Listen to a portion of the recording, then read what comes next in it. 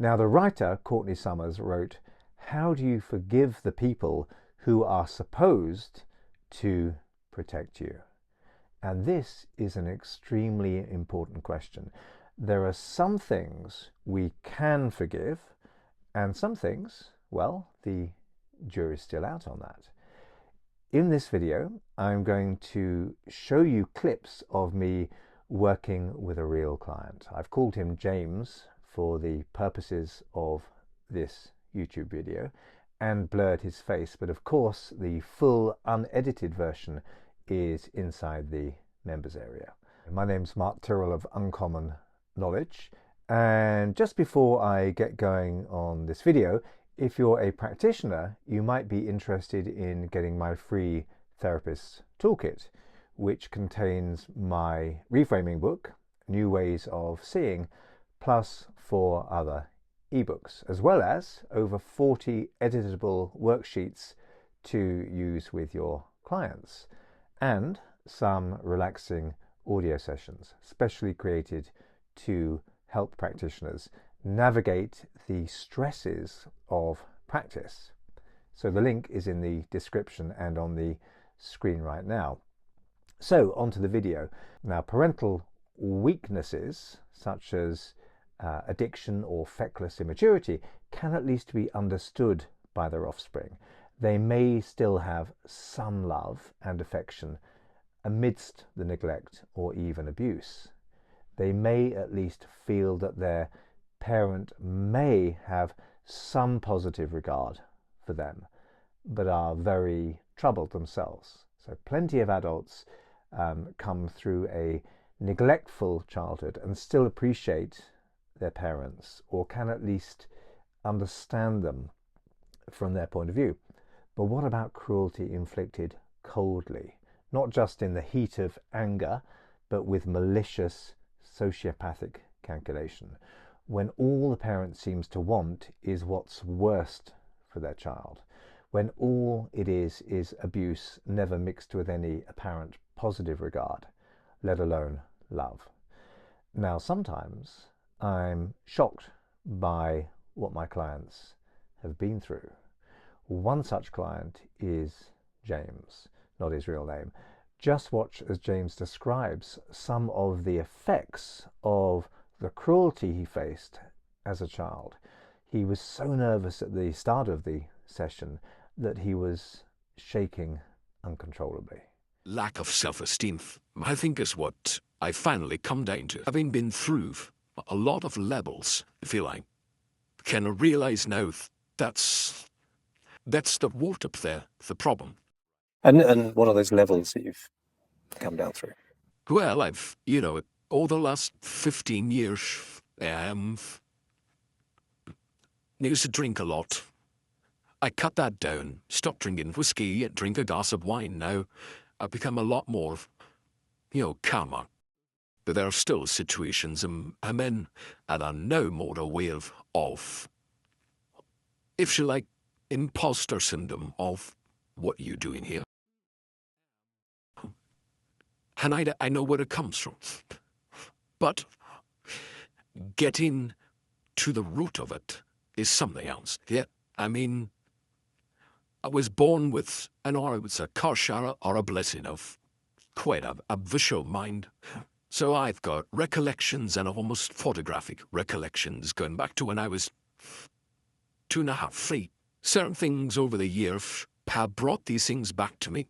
And what I used to think of them as, and I see them as now, I just think, no wonder I am who I am.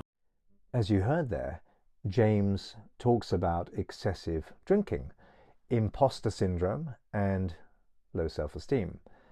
And when we learn of his mother's campaign of cruelty, it's easy to see why. Being left alone with what to children must seem like a monster can have devastating and lasting effects, of course. Now, James and his brother were left alone a lot with their mother, as their father, who by all accounts was a gentle-natured man, was working away a lot of the time. In this next clip, James describes a moment 15 years earlier when his mother called him within his hearing a waste of space. As you can see, it really cut deep with James. My father was a great guy. My mother was just something else. And about 15 years ago, in 2003, I was out at work for the first time in my life, and the dot-com bubble burst. And she was speaking about my brother-in-law.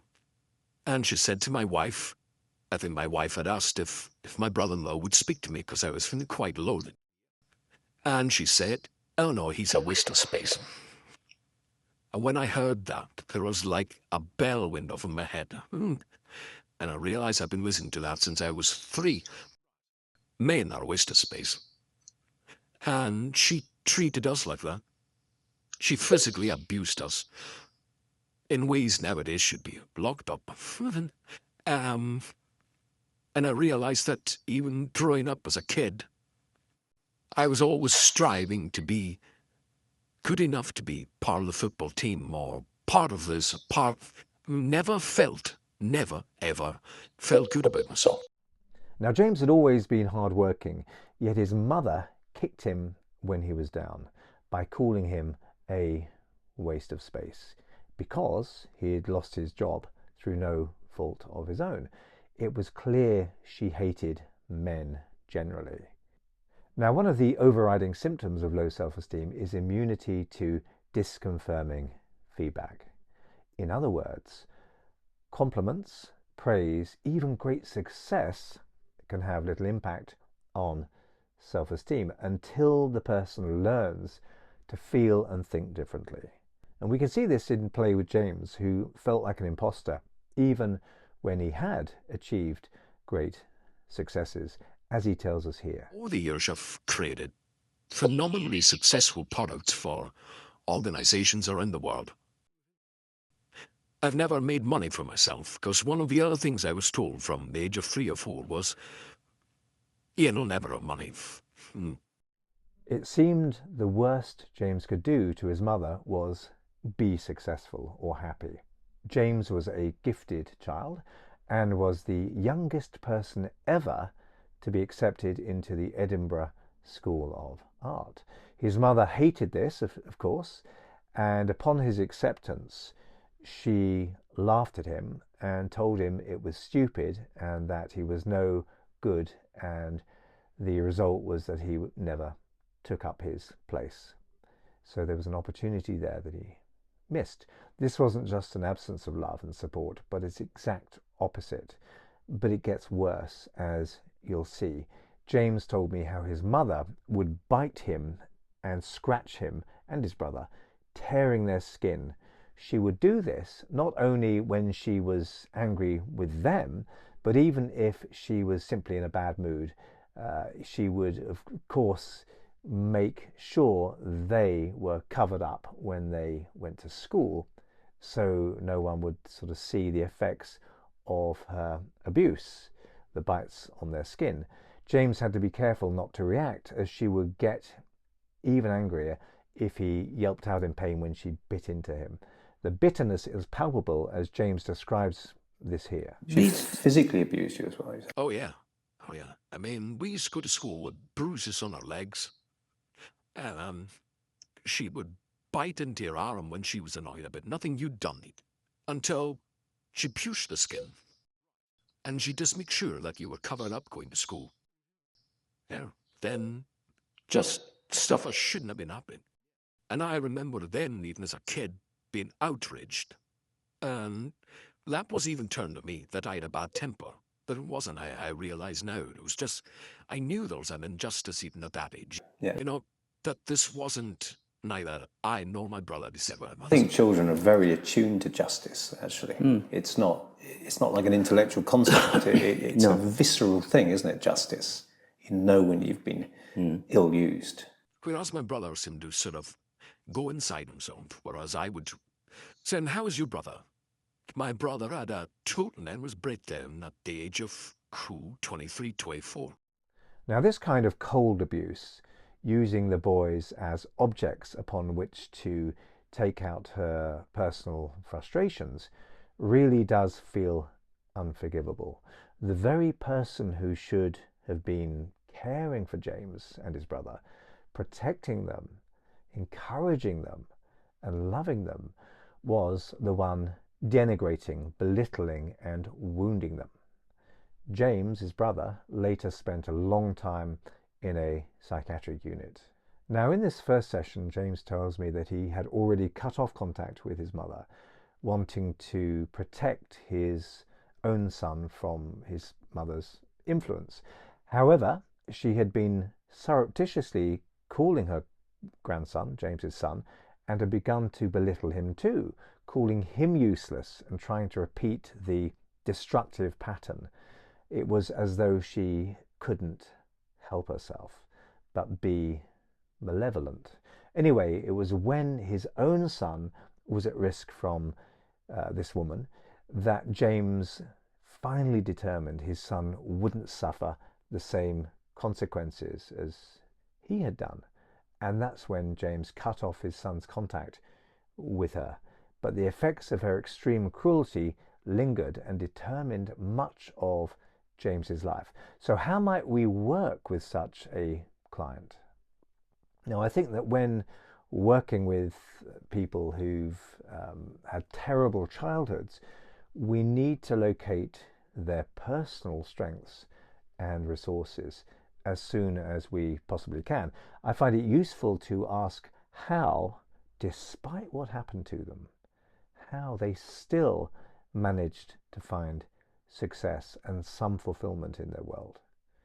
So we might ask such questions as, for example, how are you still here after all that happened to you? How are you still here? What is it about you that enabled you to still function after all of that happened to you? Why don't you feel even worse than you feel? What is it about you? In this way, we start to locate and reinforce our clients' internal resources. They're not just a victim. If you've seen the full video session, you'll know that James treats other people really well. He's distinctly honorable and successful despite what he went through. These facts tell us something important about James. James describes some of his achievements, not in a sort of hubristic way, but in a matter-of-fact way, although it was clear at this point that even running highly successful businesses and raising a family with love and respect isn't enough to overcome his mother's brainwashing of "you'll never amount to anything." That's still in his head. Being brought up by someone who takes pleasure in your pain and celebrates your failings whilst resenting your successes, cold, cruel, narcissistic abuse makes living hard afterwards. So how did I work with James? I think above all we need to show understanding and use reframing and undo the brainwashing which systematic abuse has often instilled in our clients in the form of faulty pattern matching. In other words, trauma. As with all clients, I needed to listen, try to understand, and demonstrate that understanding by asking clarification questions, as well as solution-focused ones. So I used therapeutic hypnosis to try to undo some of the effects of the almost constant negative childhood emotional conditioning.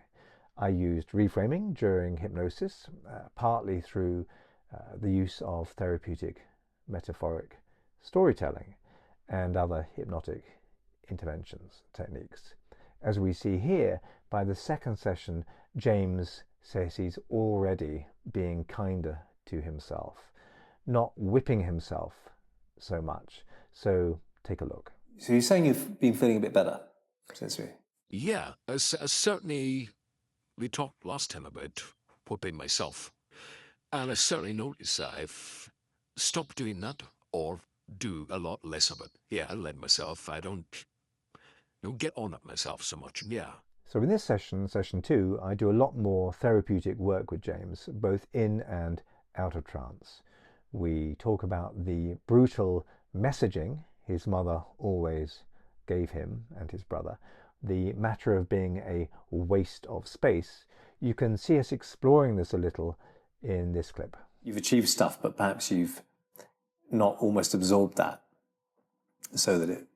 Do you know what I mean? It's like people who don't absorb minerals when they eat food. You know, it's you know, you've achieved stuff, but not necessarily internalized the sense of that. Yeah, I think that comes from an early age where nothing I ever did was seen as an achievement. So I never learned. You know, I was never, if you like, allowed to have a cheats on that. It was always sort of decimated by some comment or something. So I never learned to do that. Yeah, Well, you got into the Edinburgh School of Art, if I'm right.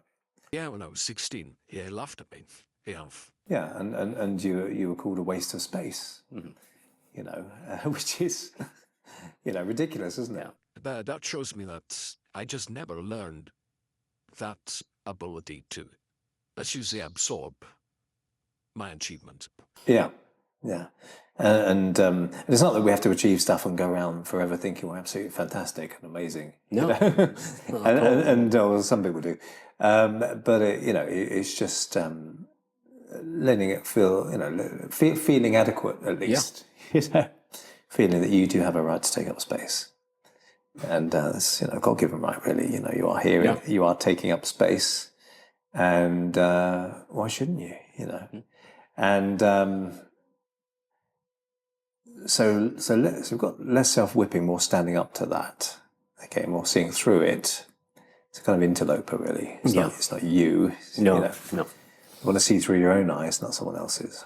So during the trance work, I addressed the truth that all through James's life, his mother has described him as a waste of space by suggesting that James is in fact a fulfillment of space, and that space and the future welcome him. Sometimes therapy consists in just saying the truth to a client in a way they can deeply accept. As I suggested to James before he left that session, that second session, no one needs to be confined to the dirt by someone else, when in fact they can fly. So I hope you found that useful in some way, and if you did and you haven't already, click like and subscribe, and I'll see you in the next video.